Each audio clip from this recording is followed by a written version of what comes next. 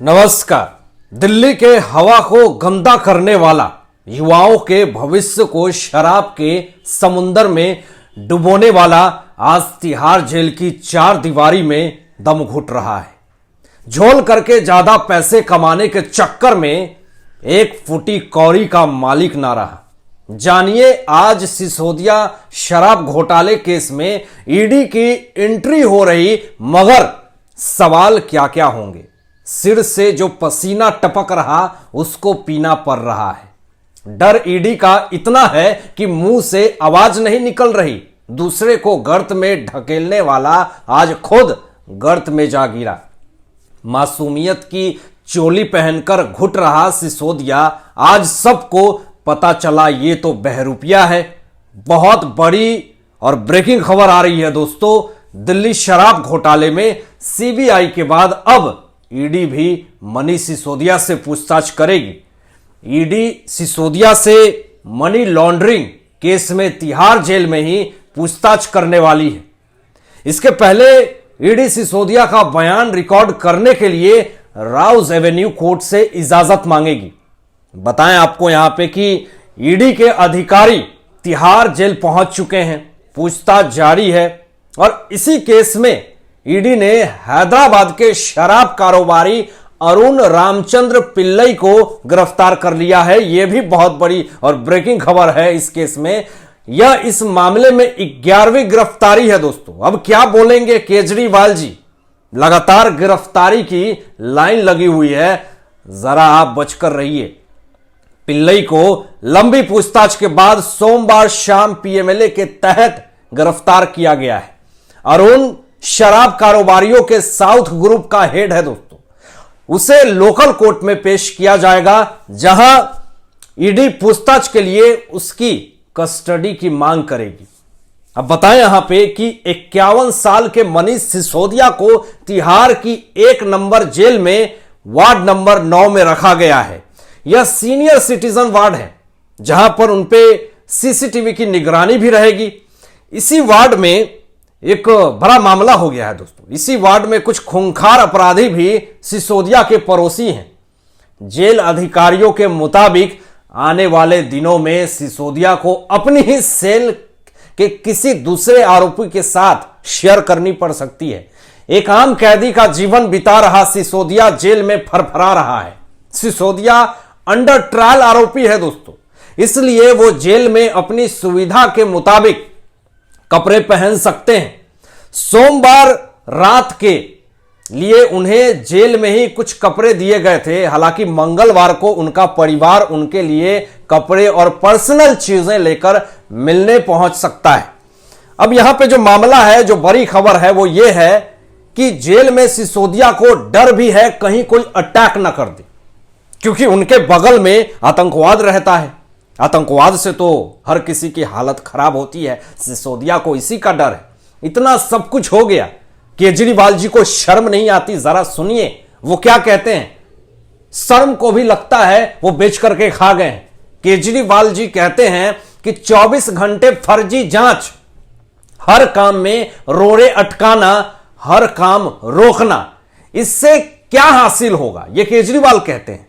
आपने जो दिल्ली में भ्रष्टाचार किया है वो दिल्ली और दिल्ली वासियों के लिए अभिशाप है। सुन लीजिए, अब तो इनके लिए चाटुकार भी मानने लगे हैं कि आम आदमी पार्टी जो है वो छोटी पार्टी है। उनके चाटुकार ही बोलते हैं दोस्तों। वो बोलते हैं कि एक छोटी सी आम आदमी पार्टी से मोदी जी को इतना डर है। आखिर क्यों डर है?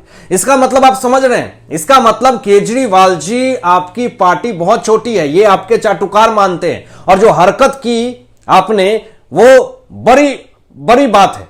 और 24 घंटे रोना, सबके ऊपर काम ना करने देने का ठिकरा फोड़ना, शराब घोटाले करना, शिक्षा घोटाले करना, सीवर घोटाले करना, रात के 2 बजे आतंकियों के समर्थन में जाना, कितना नीचे गिरेंगे केजरीवाल जी आप? सिसोदिया के बाद मास्टरमाइंड का नंबर है। तिहाड़ जेल तैयार है, आप पार्टी की बहार है।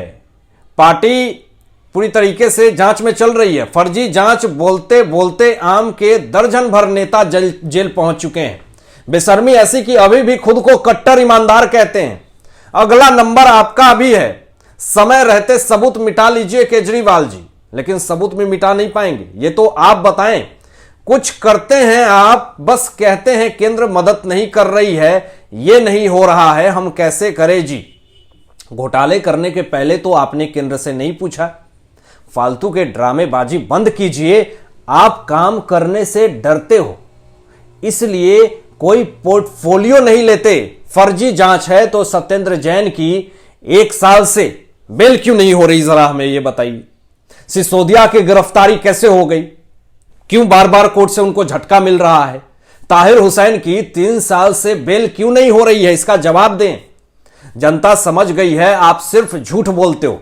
भ्रष्टाचारी के रास्ते में रोड़े डालने चाहिए, भ्रष्टाचार को रोकना होगा केजरीवाल जी। इससे देश के भ्रष्ट मंत्री सुधरेंगे। आपकी तरफ उठने वाली अंगुली और हर जांच को फर्जी बताना जायज नहीं है केजरीवाल जी, याद रखें। आप ही कहते थे हर नेता की जांच होनी चाहिए, तो फिर आपके नेताओं की क्यों नहीं जांच होनी चाहिए। आपकी नेता भी तो जांच के कगार पे फंसेंगे ही, और फंस ही गए हैं। आपने जैसा सबको झूठा मत समझिए जो सबके बारे में झूठी अफवाह फैलाते हैं। आप झूठा भले ही बोलते हो और फलाना चोर है जी, हमारे पास अमुक का आदमी के चोरी का सबूत है जी, और आज तक इस आदमी ने एक भी सबूत नहीं दिया और हर जगह सिर्फ माफी मांगा है। मुझे आपका वो चेहरा याद आता है जब आप एक लिस्ट लेकर घूमते थे भ्रष्ट नेताओं की, जिसमें शरद पवार, मुलायम सिंह, लालू यादव जैसे लोगों के नाम होते थे। आज आप खुद उनके ही लिस्ट में आप भी हैं और उनसे चिट्ठी लिखवा रहे हो। खुद को बचाने के लिए आप उनसे चिट्ठी लिखवा रहे हैं ना। आप सिर्फ भ्रष्ट नहीं हैं, भ्रष्टाचारियों के गैंग के सरदार हैं केजरीवाल जी आप। और ये आरोप विपक्ष लगा रही है। बेचारा मनीष सिसोदिया इस बहरूपिये के चंगुल में फंस गया जिसने अन्ना जैसे संत को भी इस्तेमाल कर लिया। उसके लिए मनीष तो कुछ भी नहीं थे। अभी केजरीवाल फिर कहते हैं, जरा सुनिए उनकी क्या विचारधारा है। वो कहते हैं कि जिस देश के प्रधानमंत्री लोगों को अच्छी शिक्षा और अच्छा इलाज देने वाले को जेल में डाले और देश को लूटने वाले का साथ दे, उस देश की स्थिति बेहद चिंताजनक है। वहां आम लोगों के लिए काम करने वाला और उनकी सुनवाई करने वाला कोई नहीं बचता। ये केजरीवाल कहते हैं। जनता को यह भी बताइए केजरीवाल जी की सिसोदिया ने जो करोड़ों का भ्रष्टाचार किया है उसमें आपका हिस्सा कितना है। निर्दोष हैं तो जाकर सुप्रीम कोर्ट को बताइए आप। जिस पार्टी का शिक्षा मंत्री शराब स्कैम में जेल जाता है और स्वास्थ्य मंत्री मनी लॉन्ड्रिंग में जेल जाता है, ऐसी पार्टी देश के लिए हानिकारक है दोस्तों। और हानिकारक है तभी वो सारे जेल में हैं। आपका कहने का मतलब है भ्रष्टाचार करेंगे भी और आपको कोई जेल में भी ना डाले। कमाल का लॉजिक है जनाब का। क्या आप वाकई में ही दिल्ली के मुख्यमंत्री हैं? मुझे तो शक है।